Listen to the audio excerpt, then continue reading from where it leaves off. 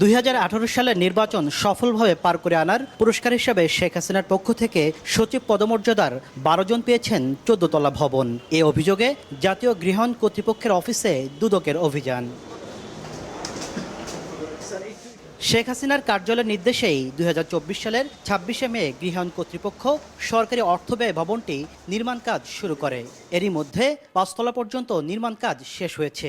ভবনটিতে থাকছে 23টি ফ্ল্যাট, যার 12টি পাচ্ছেন দুদকের আলোচিত মোজাম্মেল হক খান ও জহুরুল হক সহ 12 সচিব পদমর্যাদার কর্মকর্তা, যাদের বেশিরভাগ 5 আগস্টের গণঅভ্যুত্থানের পর পলাতক রয়েছেন।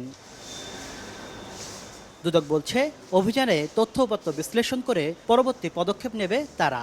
12 জন বিশেষ ব্যক্তিকে প্লট বরাদ্দ দেওয়া হয়েছে। তার মধ্যে সরকারি কোটা, জেলা প্রশাসন কোটা এবং সংরক্ষিত কোটা নির্ধারণ করা ছিল। যে নীতিমালা আছে, আইন আছে, বিধিমালা আছে, সেটা অনুযায়ী আসলে বরাদ্দগুলো হয়েছে কিনা সেই সংক্রান্ত রেকর্ডপত্র ওনারা আমাদেরকে সরবরাহ করেছেন। সেগুলো আমরা অ্যানালিসিস করব এবং সে অনুযায়ী কমিশনে আমরা একটা রিপোর্ট দাখিল করব, দেখব যে এখানে কোনো ধরনের অনিয়ম ছিল কিনা বা কোনো ব্যক্তিগত প্রভাব ছিল কিনা। জাতীয় গৃহায়ণ কর্তৃপক্ষের চেয়ারম্যান জানালেন, তৎকালীন সময় কোটায় তাদের ভবন বরাদ্দ দিয়েছিল।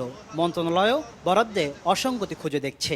বরাদ্দের বিষয়ে এটি একটি অনুসন্ধান হচ্ছে, যেগুলো বিগত সরকারের সময় যেহেতু বরাদ্দ দেয়া, সুবিধাপ্রাপ্ত ব্যক্তিদের বরাদ্দ দেয়া হয়েছে, এ ধরনের একটা অভিযোগের প্রেক্ষিতে মন্ত্রণালয় এগুলো সম্পর্কে তথ্য যাচাই বাছাই করছে, অনুসন্ধান। আর দুদকের তরফ থেকে একটি টিম এই অনুসন্ধান কাজের অংশ হিসাবে এখান থেকে সহযোগিতা করা হচ্ছে।